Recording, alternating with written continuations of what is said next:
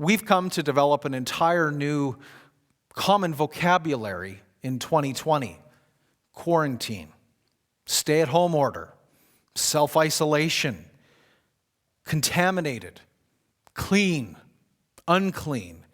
And these words are now just normal parlance. They're part of our everyday vocabulary. They're part of our experience.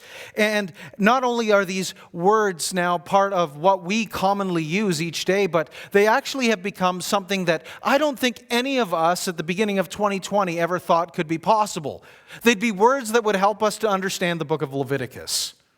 The words of Leviticus, you see, are suddenly words that are coming to life in 2020.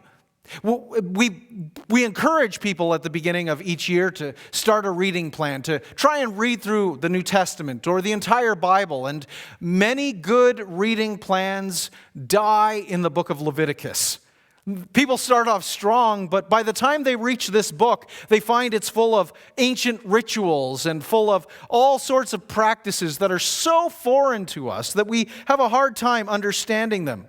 And yet, if we would listen to what God is saying, there are deep spiritual truths in the book of Leviticus that are intended to help us as Christians to see the glory of Christ and to live as people who trust in Him.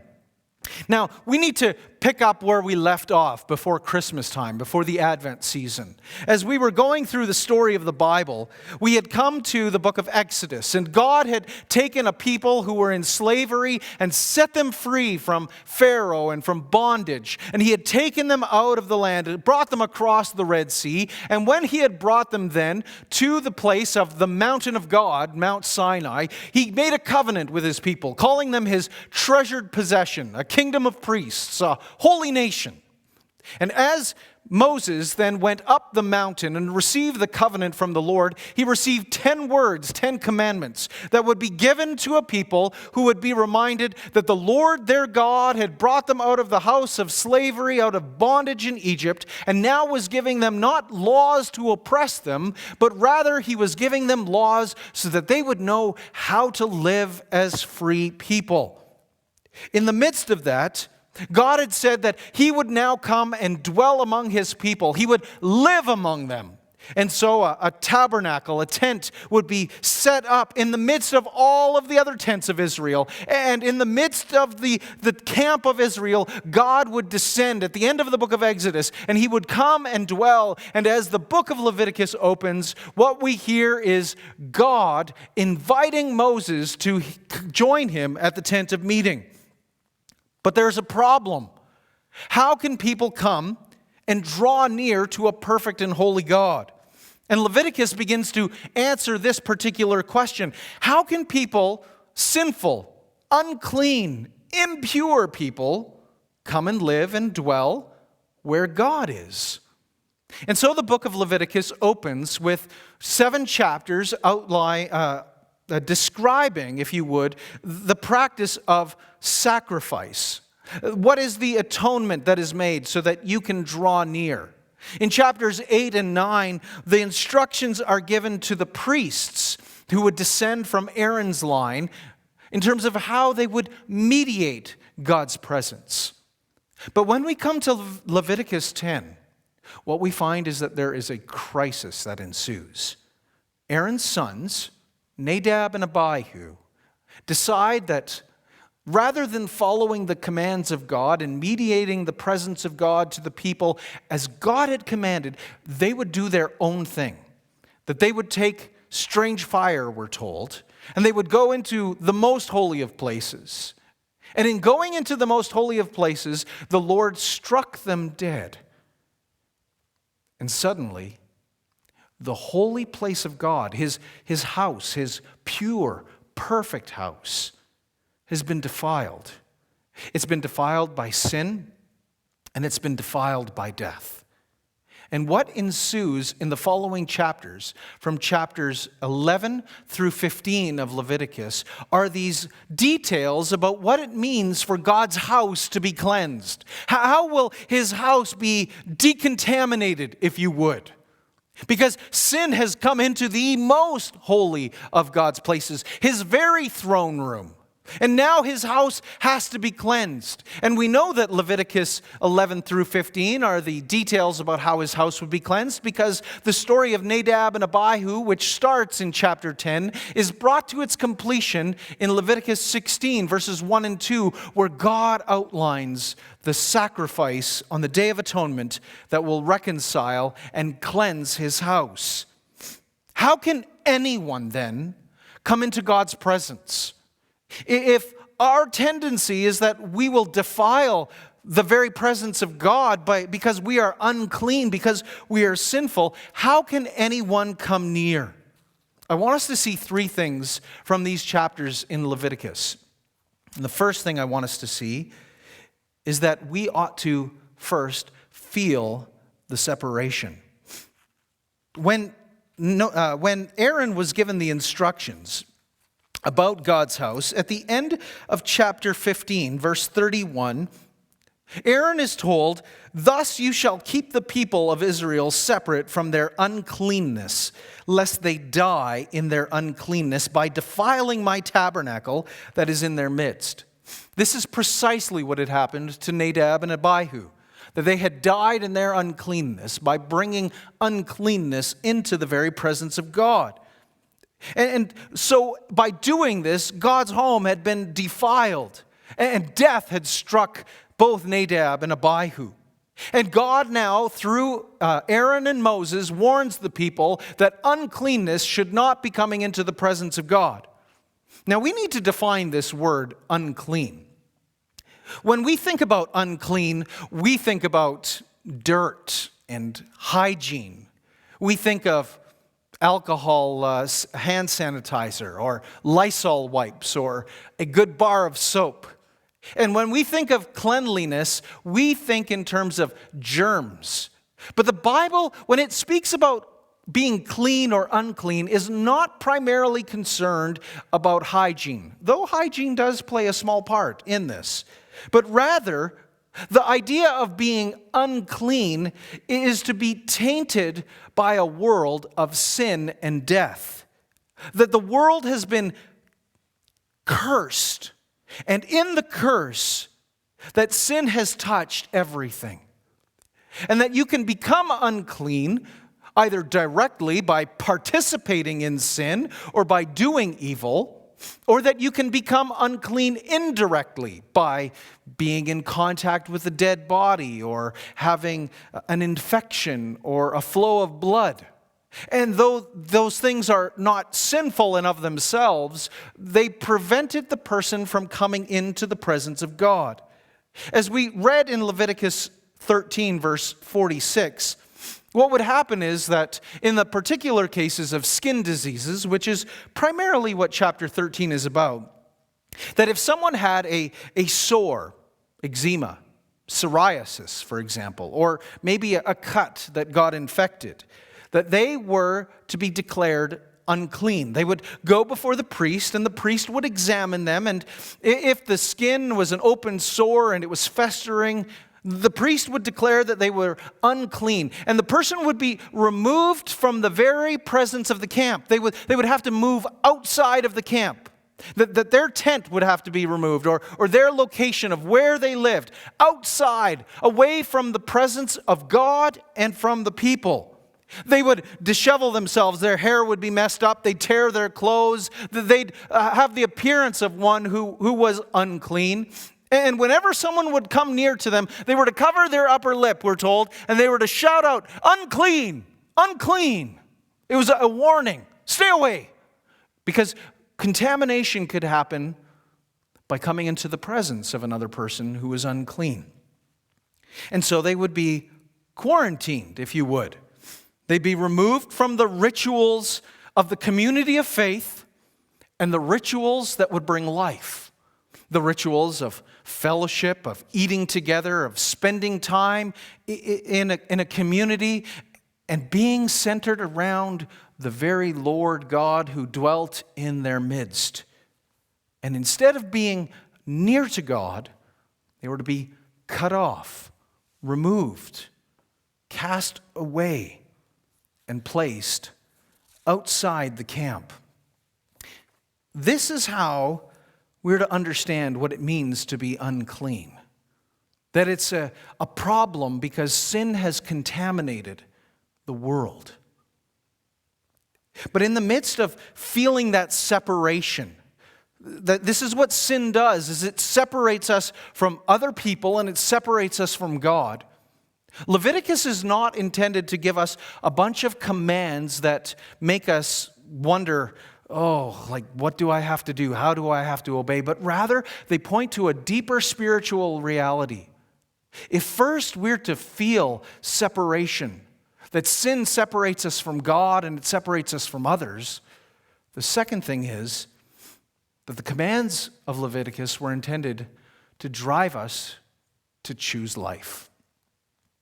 How you simply understand clean and unclean could be put in a very basic way. To be clean is to experience the blessings of life. To be unclean is to experience the curse of sin and death. To know the cleanliness that comes is to be approaching God. To approach God, God is the one who is full of life. And so the laws of being clean were intended for you to know the fullness of life that is in God. But to move away from God is to be unclean. It's to move into the realm of chaos and death. Clean, you see, in the ideas of Leviticus and the Mosaic Law, they're really intended to display what is intended to be normal, what is life-giving, and what is good. But what is unclean is abnormal. It's about death, and it's about evil. So, for example, in the dietary laws that we're given in Leviticus, we're told that it's fine to eat fish that have scales. That's normal. But to eat fish without scales is unclean. That fish without scales is not normal. Or that a woman's monthly cycle is a sign that an opportunity for life to happen has been failed. And so there is an uncleanness there. Or scabs that show up on your skin or an infection is a presence of death. Or even a house that's got mold in it. There's an examination of the home because now instead of life thriving in that home, death is growing.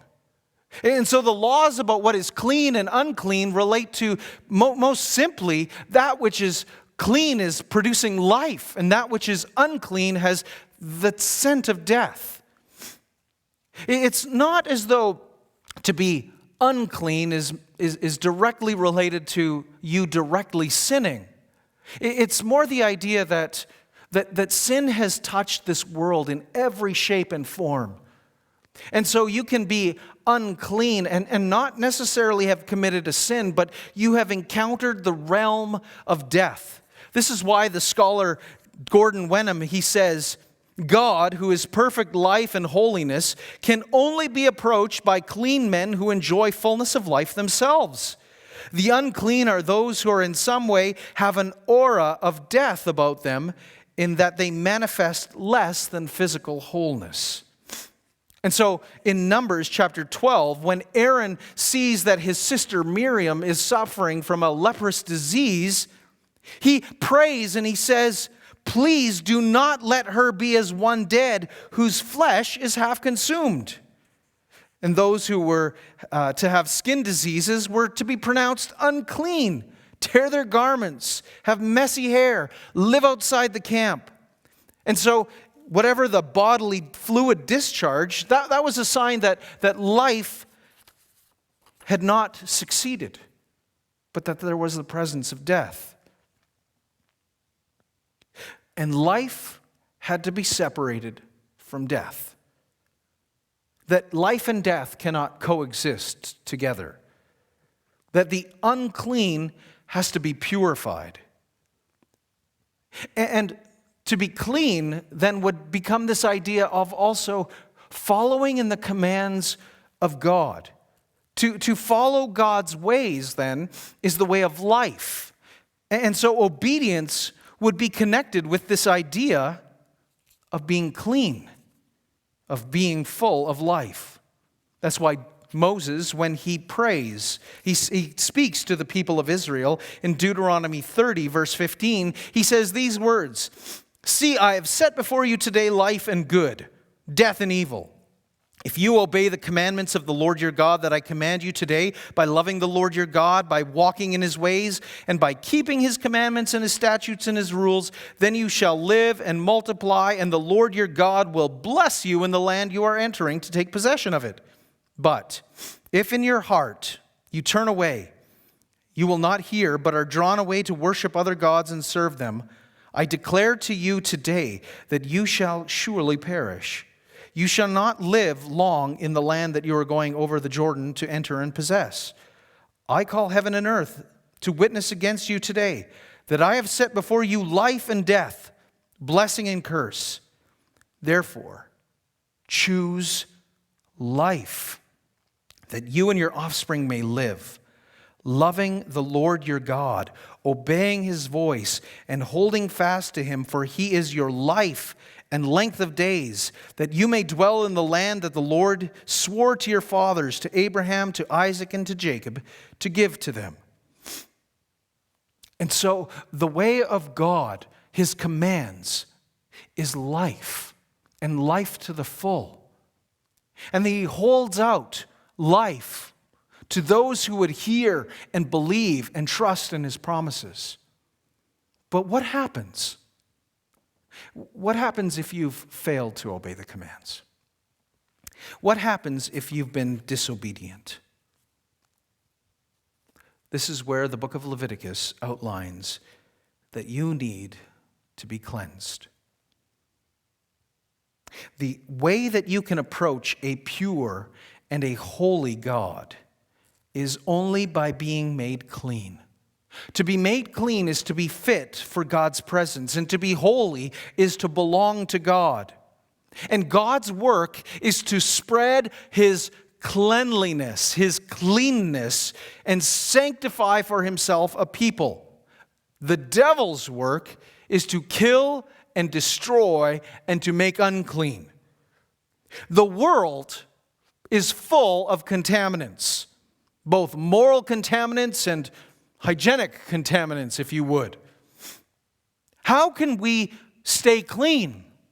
In our world, it is uncleanness that spreads. We know this from our current global pandemic. It's not health that's spreading around the globe. It's a virus that's spreading around the globe. It's not germs being overtaken by a Lysol wipe, and a Lysol wipe's effect just spreads through the house by itself. Rather, it's germs that spread. And we know from the principle of hygiene that it is germs and uncleanness that spreads. And in the same way, in the moral realm, it seems like uncleanness is going to spread. But this is unnatural. The very work of God is for his cleanness to spread, for it to overtake and overcome all that is unclean.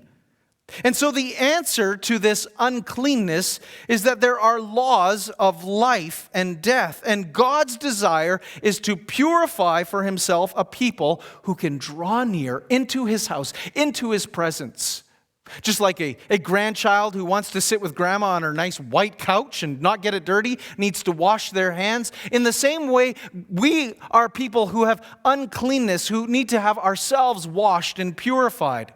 This is why in Leviticus 14, as we read those words about a person who has a leprous skin disease, they were to be cleansed.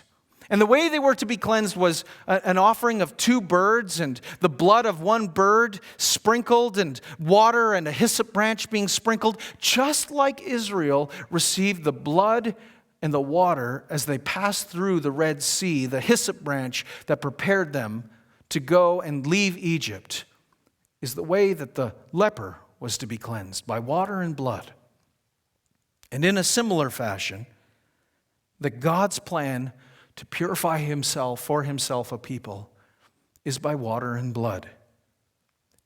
But the focus isn't on outward cleanness. It's on an inward cleanness. Cleanness does not necessarily in the Old Testament always relate to a sin that is committed, as we've already mentioned. Not all uncleanness is the result of disobedience. So it would be wrong to think, for example, that if you have a sore on your hand that gets infected, that it's a result or cause of you sinning directly. It may or may not be. But rather the idea is that sin has permeated the world. The curse affects us. And God's intention and plan is that sacrifices be offered to atone. Now, not all sacrifices are offered because of a direct sin, but sometimes the offerings are given so that the curse would be reversed. There is nothing wrong with bodily fluids.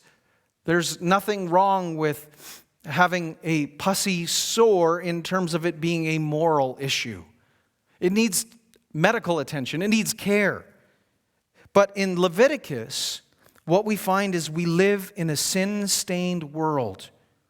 The creation is broken. And the laws of clean and unclean remind us that we live in a broken creation. That the creation is groaning, longing, waiting for redemption. That we feel the sting of sin and death, and we are contaminated, and what we need is a deep inner cleansing. Isaiah understood this. When Isaiah was in the temple and he was offering sacrifice and worshiping the Lord, he saw the presence of God fill the temple. The train of his robe filled the temple. And as the Lord filled the temple, what did Isaiah say? Woe is me, Isaiah 6:5, for I am a man of unclean lips, and I live among an unclean people. And what happens next is that an angel takes a coal from that sacrifice, from the altar, and puts it against his lips and cleanses him. A sacrifice has to be offered so that his lips are cleaned. And Isaiah will say to the people of Israel themselves that they themselves need a deep cleansing. In Isaiah 1, verse 16, Isaiah will say these words, "Wash yourselves, make yourselves clean, remove the evil of your deeds from before my eyes, cease to do evil, learn to do good, seek justice, correct oppression, bring justice to the fatherless, plead the widow's cause." That there is a moral uncleanness that needs to be dealt with. And that the way to be clean is a sacrifice has to die in your place. Just like the leprous person needed a sacrifice to be offered in their place so that they might be declared clean, so you and I need the deep inner cleansing that would come by a sacrifice that's made for us. And for Israel, as Ezekiel 36 would say, to get a new heart and to have a new spirit, to be washed clean with that water, would come by repentance and confession and sacrifice. And this is how the leper was cleansed, just like Israel was cleansed, by water and the blood. But all of these things, which become so crucial in the story of the Bible, of clean and unclean, they are intended to show us the glories of Christ, as all things are. The problem, you see, that we have is that our iniquity, Isaiah 59:2 says, our iniquity has separated us from God. And Paul can say this, that in Ephesians 2:12, that sin has separated us from the commonwealth of Israel and all of God's promises. And the experience that so many people are having today, when you're having to go into self-isolation or quarantine, let me speak frankly, that to experience quarantine or self-isolation is to experience just a tiny smidgen of what an eternity apart from God and suffering in hell would be like. That it is a foretaste of what it means to live outside the camp, to be away from God, to be far from His presence, to be cut off and removed. But Jesus comes, and He comes that He might bring life, and life to the full, as John 10:10 says. So we could take, for example, the picture of Jesus in Mark chapter 5. There's two miracles that happen in Mark chapter 5. Jesus is called by Jairus. He's a ruler of the synagogue, and he says, "Come, my daughter, my 12-year-old daughter, she's sick and she's dying. If you would just come and speak the word, you could heal her." And so Jesus is on his way to Jairus' house when he's passing through a crowd, and a woman who has had a bleeding of 12 years, it's lasted that long, she comes and she thinks, if I could just touch the hem of Jesus' garment, I'd be healed. And how those two stories end is absolutely amazing. Because in ancient Israel, for you to go into the presence of a dead body, and what Jesus does when he comes to that girl, she has died, he takes her hand, that would have made him unclean. And the woman who had been bleeding for 12 years, she would have been unclean, and anything she touched would have been unclean. But what happens when the woman who's been bleeding touches the hem of Jesus' garment? Jesus doesn't become unclean. She becomes clean. She's made whole. And the dead body, it should have made Jesus unclean, but what happens when Jesus touches the dead girl and he says, "Little girl, live"? What happens? Does Jesus become contaminated? No, he becomes life, and he extends his life. And what happens is that the cleanliness of Jesus overcomes uncleanness. You see, this is the glory of Jesus, that in a world where we know viruses spreading, the holiness of Jesus is contagious. It spreads. It brings cleanness. It brings wholeness. It brings life. And the way that Jesus does that, the writer of Hebrews says, is that Jesus himself, he endures the cross and he scorns the shame. He endures all of this for us. And then the writer of Hebrews says, in chapter 13, verse 12, "So Jesus also suffered outside the gate in order to sanctify the people through his own blood." He's the one who goes outside the camp. He's the one who experiences the hell of quarantine, so that those who have been experiencing hell might know life. That his sacrifice is to endure all hell so that life might be brought to those who would trust in him, who would trust in his sacrifice, who would trust in the one who does not have contamination spread to him, but whose cleanness spreads to them. You see, uncleanness, we think of uncleanness as natural and normal. But it is unnatural. It is abnormal. It is the cleanliness of God that overcomes uncleanness. It is the victory of God through his Son who brings and spreads a better way. And he says, "You are already clean because of the word that I have spoken." John 15 verse 3. That by believing in the word of Jesus Christ, that he is sufficient, that he can cut off sin, that he can cast that filth away, and he can make you new and clean and pure and whole, is our hope. And how does that happen? If we confess our sins. He is faithful and he is faithful and just, and will forgive us our sins and cleanse us from all unrighteousness. He is the one who overcomes. And so, who can come into God's holy presence? Who can come into God's house? Who can enjoy the fellowship of living with God? The one who has clean hands, the one who has a pure heart, the one who doesn't lift up his soul to what is false or swear deceitfully. That's the one that receives the blessing of life from God and will be vindicated by the God of Jacob. So, lift up your head. Be lifted up. let the King of glory come and enter in. For when he comes, what is he doing? He is bringing the joy of his cleanliness to spread far as the curse is found.